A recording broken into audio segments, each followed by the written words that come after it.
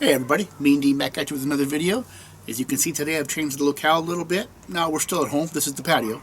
It's just a beautiful day. Well, okay, it's not a beautiful day. It's a warm day. I got the umbrellas up and the heater on. And guess dog has joined me here. She loves it outside, as does one of our cats.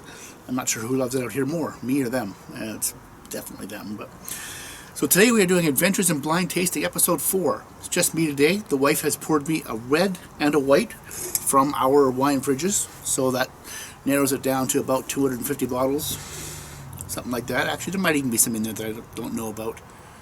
I'm not sure. I think they're just more wine fridges, not especially for blind tasting, but like I said, that narrows it down to 250 bottles, something like that. So, if I can just get Dog to sit down nicely here. I'm just going to move the red one over a little bit so I've got some room for the white. And so those of you that saw the my horrid attempt at the Master Sommelier blind tasting exam, it's the same theory, same thing. She poured the wines, she put them in the little som bags, and I will reveal them when I'm done. For now, let's get on with the white, shall we? So this is a white wine. See, I always start off really well.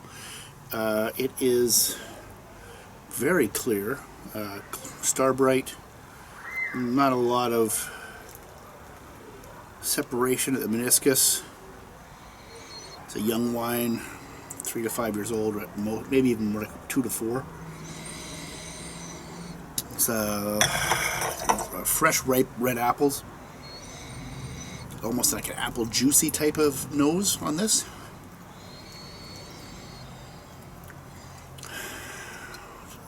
A slight hit of sea spray.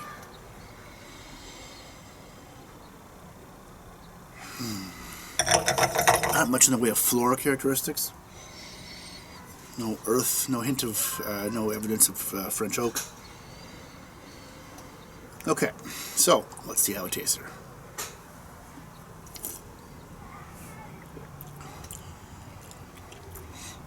Alright, so there's red apple, pear, a bit of lemon zest, maybe lemon pith, a little bitter.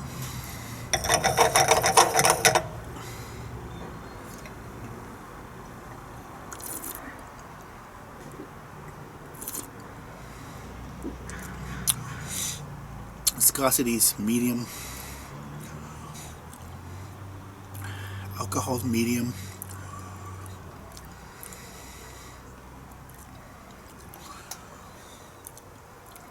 No tannins, of course.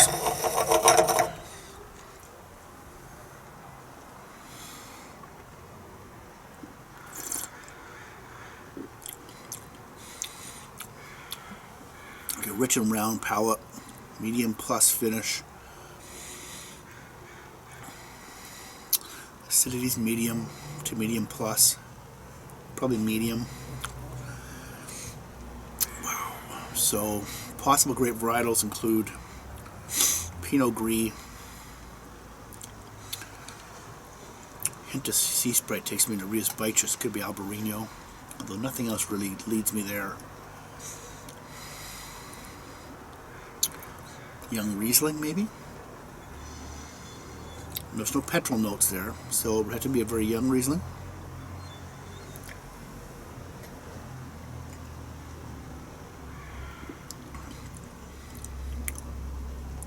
It's dry, not bone dry though.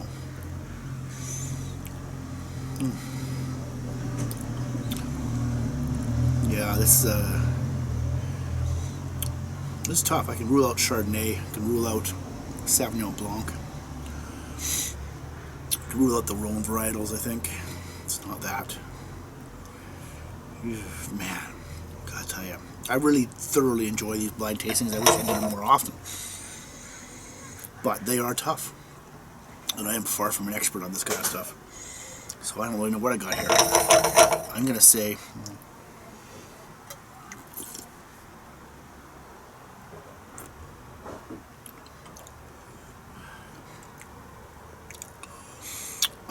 this wine is from the New World.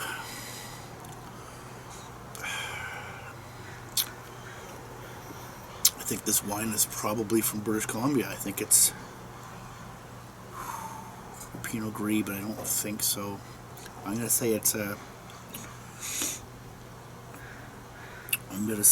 Riesling, BC Riesling,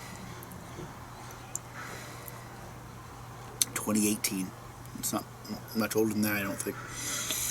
Now, if I think back to what I have in my wine fridges here, I don't think I have any BC Riesling from 2018, but I'm not positive about that. Of course, I don't have a full inventory in my mind of all 250 bottles, but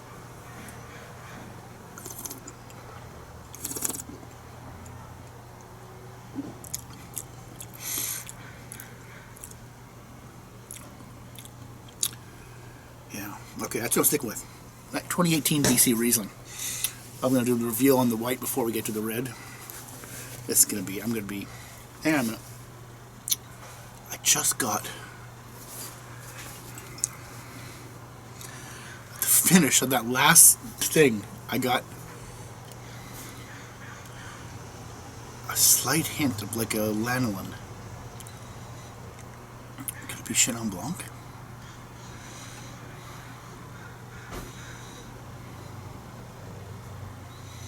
No, I'm going to stick with my guess. I'm going to stick with the Riesling. Okay. Oop, it's really in there tight. Okay, this I can see it's not BC, it's French. Oh no, it's okay. So I was there at Albarino, Rias Baixas. Yeah, 2019 Albarino. See, that was my first instinct, and I went away from it right away. That's a damn good wine, though. Boy, the acidity's lower than I would have expected on a Albarino, but the sea spray should have been the clue. Should have been the clue.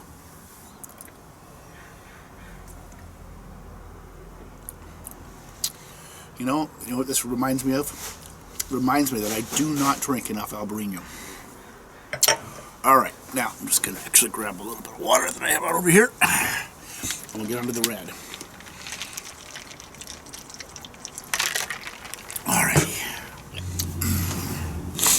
Okay, so let's do the red. Dog's going to help me here because I certainly needs the help. What do you think?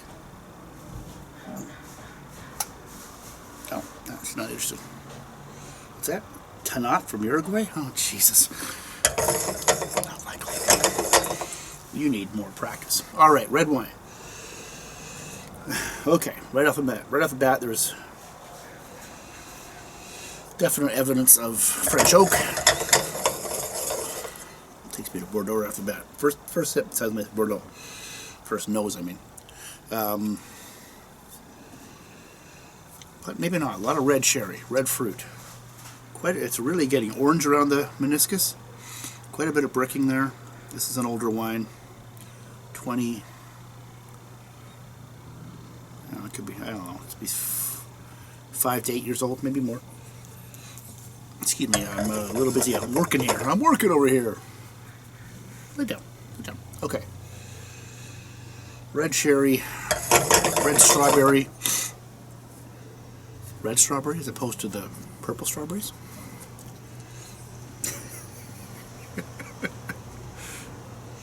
Sometimes it's tough to do this around animals. A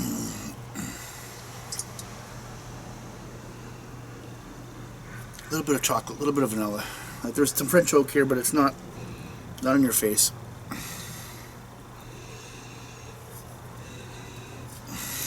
I feel like I'm trying to coax more out of the nose. It's not really bringing me much before. It's really bringing me a lot of red fruit, a lot of red cherry. So it's a thicker skin varietal. You can immediately rule out Pinot Noir on those ones.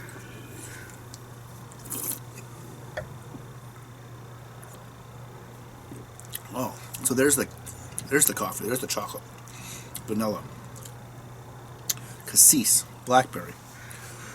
Oh, so the palate's taking me a totally different place than the nose. Although it could still be Bordeaux. Definitely Bordeaux varietals, I think.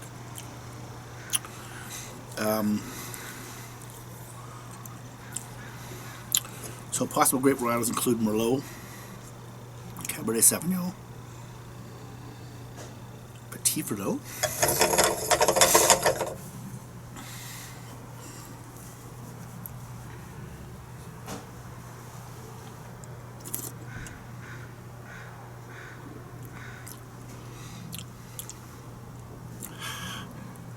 Alcohol is medium plus. Acidity's medium plus.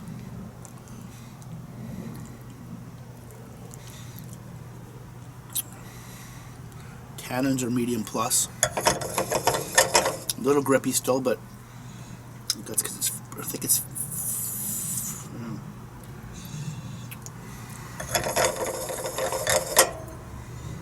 viscosity's medium plus.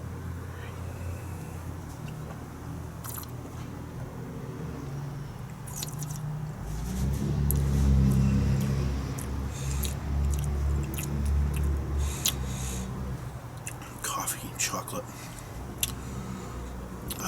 Okay. So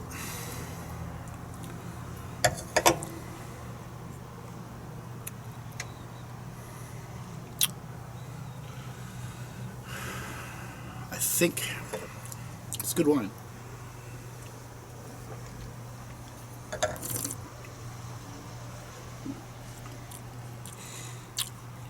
Okay, so let's go my very first instinct here. I'm going to say this is a old world wine. This wine is from France. This wine is Bordeaux. It's from the right bank of Bordeaux. Merlot heavy. I'm going to say right bank of Bordeaux. 2013 maybe. 2013, 2013. That's my call. Right bank Bordeaux 2013. Let's see how wrong I am.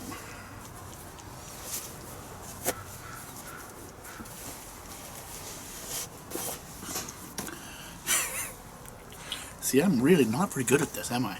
I'm 0 for 2 in the Worlds. The simplest part of this, and I went 0 for 2. This is a Syrah, from the Golden Mile Bench. Rust Syrah.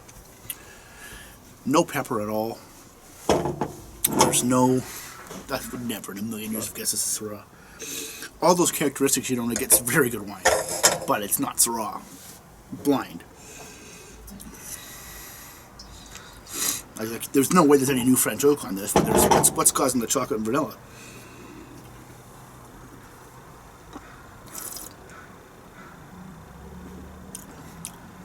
No, yeah, so once again, my conclusions are that blind tasting is really hard and that I'm not really that good at it. Why I keep doing it? Because I want to get better at it, because I really enjoy it. I like the feeling of testing myself on. I've drank a lot of wine in the last 20 years. However long I've been drinking wine. Maybe not 20 years yet, 15 years. I sampled a lot of wine. I don't claim to be an expert by any stretch, obviously.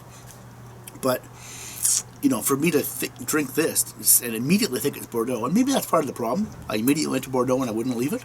But there's no hints of pepper here. Maybe there will be as it opens, you know. Maybe if I sit here and swirl it for 20 minutes, it'll... There's no pepper. I don't get any pepper at all.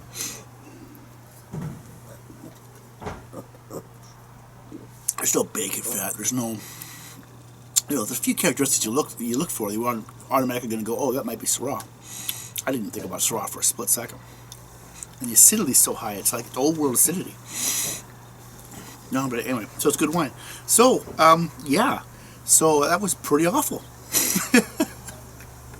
I guess I should probably do this more often, because eventually I'm going to get one right. It's funny, because when I'm not on camera, I do much better.